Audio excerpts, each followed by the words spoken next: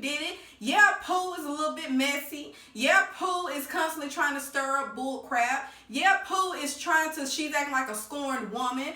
But my thing is just acknowledge what happened and move on. You still don't have to be cool with them. But to keep trying to say it didn't happen and trying to pull out all this doggone what you call proof, they have you looking even more crazy. We'll be back in the morning when the sun starts to rise. So mama, don't stress your mind. So mama, don't stress your mind. What's going on, everybody? Returning into my channel. It's your girl Nesha here, back in the cut once again. So I hope you guys are having a wonderful day today. I actually had a pretty awesome day. I chilled with my family and then I went to do some couponing, child, because my sister is obsessed with couponing right now. And so she had me go and get some things or whatever for her. So I also got a few things for myself. So it was a pretty good day overall. So I hope your Memorial Day was just as relaxed and a blessing to see it. I hope you guys are feeling the exact same. Alright, y'all, so let's go ahead and get into this review. This is Love and Hip Hop Atlanta. This is season 8. I believe this is episode 11, alright? So we start this episode off in Trinidad. And if you guys cannot recall, you know, you should be alright because this was just last week. But Spice invited everybody over to Trinidad, all expense paid, and she just wanted everybody to have a good time. But she wouldn't be able to catch the flight with everybody else because she had other obligations in Africa. So she passed the baton over to Karlie so that Karlie can, you know, host a trip while she's not there. And then she come back and everything should be fine. Well, while Karlie is doing what she has been told to do, Shekinah and Tokyo have an issue with it and they're irritated, and Tokyo keeps complaining. Shekinah is following Tokyo's lead and it's just very distasteful, and it's pissing off Karlie because Karlie is in Trinidad. You know, this is where she's from. She wants everybody to have a good time, and I can't be mad at Karlie because I would do the same thing. If somebody came down to Houston that was not from Houston, I would want them to have a really good time as far as I'm concerned, or, you know, I would just try to go to all the nice places and I would try to get them up on food or culture and stuff like that. So you can't be mad at Karlie for doing that, but Tokyo and Shekinah just wasn't here. They was not having it. They was just pissed off. That was in their feelings, okay? Jock walks in on Rashida and Kirk trying to convince us that they are in love, and we get it. All of the adult viewers understand, Rashida. Y'all don't gotta keep trying to force it on us. You know, you go through stuff. We understand that. You'll get past it. We get it. Okay, and then before you know it, y'all back in love, y'all romancing and all of that and all of that. We understand it. So why y'all gotta keep forcing it on us, okay? We get it. That's the adult ones understand. Now, there are some people that like to try to control your relationships, like to tell you that you stupid because they can see you on TV, but you can't see their life because they probably got like 5, 6, 7, 8, 9, 10 baby daddies. And, you know, they catching bodies all the time. And not only that, they probably in the longest relationship they probably been in was 6 months. So, you know, we understand. The adult ones do. But for the trolls, the childish ones, you know, you just ignore them, all right? So you don't got to keep convincing us that y'all are good, because we get it, all right? Jock wants a little bit of advice. He shows them a ring and he's like, look, I'm thinking about proposing to my girl. They say, oh, you gonna do it here? And he's like, nah, I ain't gonna do it. You know, it ain't just right. Rashida wants to know, are you gonna propose here in Trinidad? He's like, nah, I'm not gonna do that. You know, it's just not right. You know, Karlie's here and everything. And, you know, Karlie right now, she's a little bit happy, but then she's, you know, she's like walking on thin line between miserable and happy. And so she can easily like turn a good moment into a horrible one. And he's like, nah, I don't think that's a good idea, okay? Akbar in the studio finally, because I guess it's about time to pay rent. And, you know, she got to make something pop. You know what I mean? It's about time. You know, Candy can only be there for so long. But while she's in there rapping, Shay Mack comes in and Shay Mack is like, you know what I mean? Hey, I need you. Everybody in Trinidad right now, and I don't have nobody else to call. I need you to watch Gingy. And she's like, what I got to watch Gingy for? What's going on? You know, I don't mind, but what's going on? What's the tea? And she's like, yeah, main man has been shot, and so she has to go up to the hospital. Apparently, the detectives called her and let her know this information, and so she has to go up there. And then she's like, well, how do I, you know, how should I approach it? Am I good? Should I be on some bullshit when I go, or should I be good? And she's like, look, don't go up there talking about nothing that didn't happen. You go up there, just be concerned. That's your baby daddy. You just want to make sure he's good. Just don't go up there on any type of drama, all right? Now, I'm thinking to myself, why did you have to ask that question? This is an emergency situation. Why are you being concerned with whether or not you should go up there talking about him cheating on you, or if you should go up there and be concerned with what's going on? Now, I get he done cheated, and half of us probably wouldn't even have answered the phone for the detective anyway.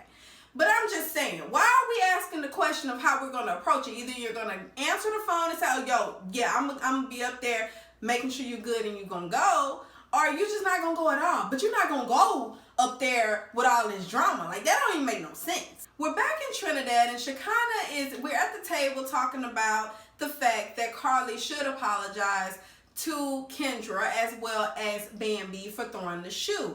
And so, she hadn't quite got the apology out yet, and then Shekinah is kind of like forcing her to get the apology out, and she's like, Shekinah, like, chill, I'm coming with the apology. And then we also get on the topic of Pooh, because Shekinah says, I see why Pooh treats you the way that she do. And so then she's like, oh, I'm glad you brought that up. So then she brings up that damn recording. I done already told you I don't trust the recording, because I think he was just trying to like say that to help her save face for her child. I didn't believe the recording. But here's my thing. What I don't like about this situation is, listen, if it actually happened and Karlie did that, we all know Karlie got a pass. We all know Karlie likes to experiment. Why are you so embarrassed that you dealt with these people? Right now at this particular time, you got both the husband and the wife saying that they done slept with you. And now at this time, I highly doubt that they are lying. I'm starting to believe that it happened and Karlie is just trying to let the past be the past and she's trying to run away from it. But just own up to it. You did it. Yeah, Pooh is a little bit messy. Yeah, Pooh is constantly trying to stir up bull crap. Yeah, Pooh is she's acting like a scorned woman. But my thing is just acknowledge what happened and move on. You still don't have to be cool with them. But to keep trying to say it didn't happen and trying to pull out all this doggone what you call proof to say it didn't happen, but then behind the scenes at the kitchen, the man is like, nah, I wasn't gonna put out like that in front of her child. Then now they have you looking even more crazy because, sis, it probably happened and you just trying to run from it. So we decided to change the subject and we start talking about Scrappy and Bambi, how they not getting it cracking in the bedroom. Scrappy is a little bit annoyed and irritated because he's trying to make something shake. Now, I drew a parallel to Joe and Sin. If y'all can recall, in New York, Joe wasn't the one trying to get it cracking in the bedroom, Sin was. And so now it's just vice versa. It's like now the woman is not trying to get it cracking with the man, okay? And so then we start talking about Rashida and Kirk, how their sex life is amped up 100, okay? And so everybody seems shocked as to the fact that, Rashida and Kirk are still in the bedroom doing their thing. I don't understand why. They married, they have children, they have businesses, they have a life together, they have been with each other for a long time. Why is everybody so shocked that they getting it in? And she proceeds to tell us that she's every woman and that she has more than 10 wigs that she puts on and she becomes every woman that her man desires. I'm like, well, but Rashida didn't keep him though because he still stepped out. But anyway, they ain't none of my business, all right? Sierra and Scrap are painting on a wall. I'm not sure. I think it's an event to do with gun violence. And we know that Sierra, this is near and dear to her heart because of what happened to her stepson. He was gunned down. I believe that was last season. And so Scrap lets us know that he has a brother that was gunned down as well. And so, they're having a heart-to-heart and they're, just talking about everything and how she's shocked that he went through it and vice versa. Then Akbar walks up and she's talking about all of his mess that he got going on with Moniece and his baby mama, how he needs to choose and how she's not able to get into the studio with Moniece because Moniece going through what she going through. And he's like, no, chill. Like, why you gotta be talking about it right now? We good. We don't need to talk about that. And so she's like, what? Oh, you trying to shoot your shot? And so he's like, nah, but just chill, you know what I mean? Just don't say that. He trying to shoot his shot. I just hope that Sierra not dumb enough to fall for it. You literally just got out the dark hole with BK, and now you trying to get back up in that thing with Scrap of all people. We know he jumped from person to person. Whoever making him feel good that day is who he gonna be talking to. So I just hope she don't go down that road. But she pulls Akbar over to the side, and she has to talk to Akbar about the fact that she's acting like a whole damn mess with these girls. Why can't you get it together with Spice? Why you had to go there with her? And she's like, these girls be trying me. Okay, Akbar, please have several damn seats, because at this time nobody in your caliber should be going through that much stuff with people, okay? And you keep trying to blame other people for all the bullshit that you end up in. I need you to stop, okay? But then she also talks to Sierra about the fact that, oh, are you and him getting it in? Like, did he smash that? And she's like, nah, he did. Nobody getting this but God, honey. So Mac and Scrap are walking, and she's telling him about Made Man. You know, she's a little emotional. She's saying that he went through an 8-hour surgery and that now he's stable and he's doing okay. All I gotta say about that is karma is a B word. The way you treated her literally bounced right on back to you. And it sucks that it happened the way that it did, but this is why you should treat people a different way. This is in reality world, okay? It pissed me off a little bit in reality world that he did her like that, but then it's literally like a boomerang, because you see the way that she did Karlie when she was at Karlie's engagement, how she tried to expose her age. Well, she did expose her age. Then she ended up getting, cheated on by Made Man, and then Made Man ended up getting shot. All I'm saying is what goes around comes around. You be careful what you're doing, okay? But then Scrap proceeds to tell her that he's interested in a new flame. And this is somebody completely different than he's used to. And he talks about Sierra. And so, y'all, I told y'all, this is his new love interest. This is who he's going to try to pursue. I really hope that she's smart enough not to fall for the shenanigans. Now, he also talks about the fact that Tommy and the good guy, Stevie J, were creeping around while he was away. Now, I was not too familiar with this because I didn't watch that season, but when I went back to look at it, it seemed like as soon as he signed for Time, she went trying to convince Stevie J that she's a rapper and she's a model. Now, she's a dang good rapper, but she went and she was kind of being seductive a little bit, trying to show him a little butt and everything, and just trying to get him to manage her. So, which didn't go so well, I'm sure, with Jocelyn. But again, I didn't watch the whole season. I just took that clip.